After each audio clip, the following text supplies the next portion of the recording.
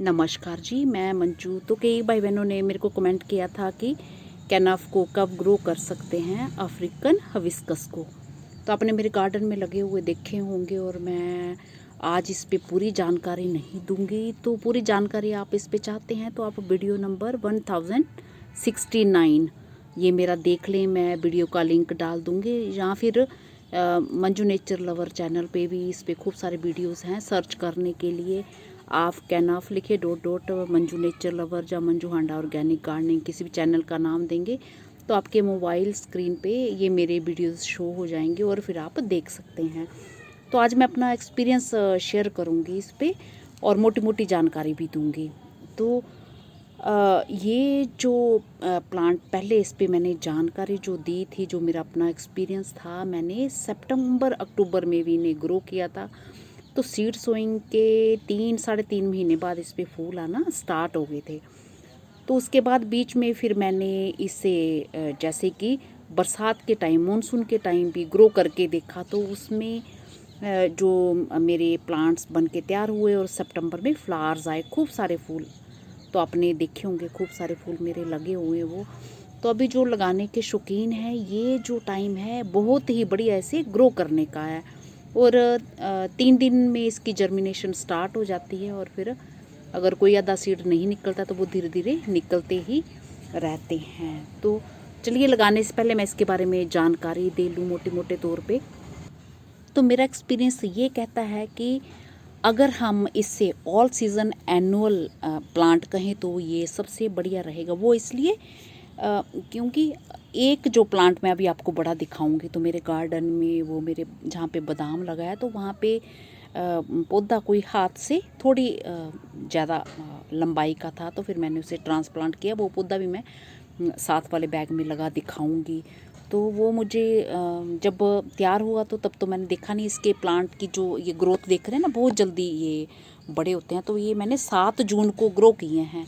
तो मुझे किसी का कमेंट मिला था, तो फिर मैंने बोला, जब उन्होंने कमेंट किया, मैंने कहा मैं भी इसे ग्रो कर ही देती हूँ। तो ये उगाए हैं, 7 को लगाए थे और तीसरे दिन इनकी जो जर्मिनेशन स्टार्ट हो जाती है और अभी भी ये उग रहे हैं। और जितने भी ये इस बैग में लगे हैं ना, मैं इनको इसी में ही रहने दूंगी। तो ये 5 किलो वाला राइस बैग है, तो इसमें ये अच्छे से, खूब अच्छे से चलते हैं। और आप छोटे गमले में एक प्लांट इसका लगा सकते हैं, तो आप चाहे इसमें एक भी रख सकते हैं। तो एक प्लांट जो मैंने रखा है, तो मुझे लग रहा है कि शायद वो मार्च में लगा होगा और अप्रैल एंड में खूब गर्मी हमारे यहाँ हो रही थी, तो मैंने उस प्लांट को ट्रांसप्लांट किया। तो वो जो है इतना हार्डी प्लांट है।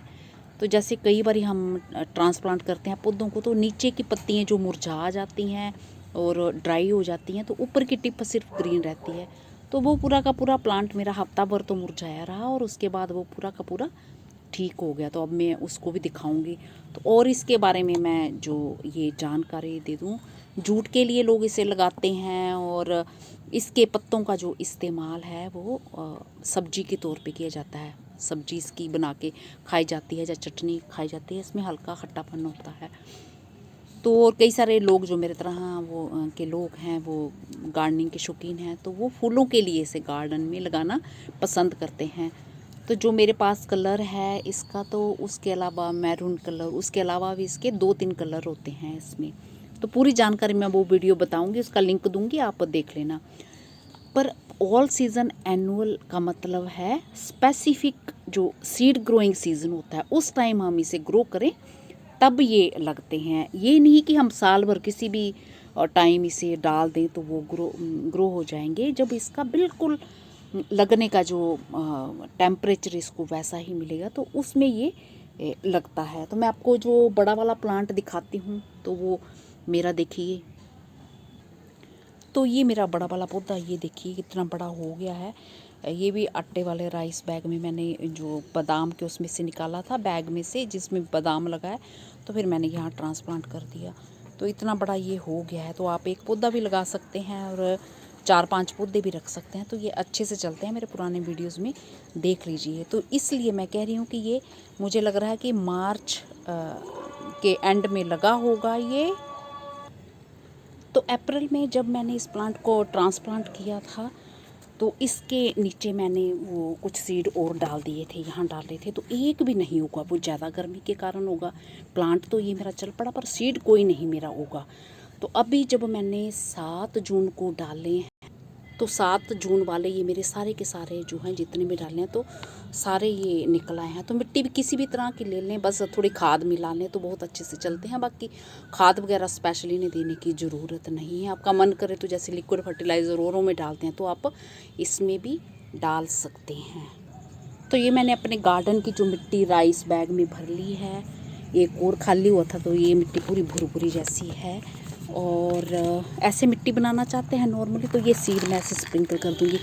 तो एक हिस्सा गार्डन की मिट्टी ले लीजिए और एक हिस्सा बारीक सैंड और एक हिस्सा आप गोबर की खाद मिला लीजिए या वर्मी कंपोस्ट। बस ये ऐसे ही स्प्रिंकल कर देने हैं। चाहे तो इस पर मिट्टी की लेयर भी डाल सकते हैं, क्योंकि ये सीड जो हैं हमारे थोड़े मोटे हैं, तो ये भी डाल दिए इसमें कोई होगा तो मोटे हैं तो ये तो आराम से ऐसे निकल आते हैं।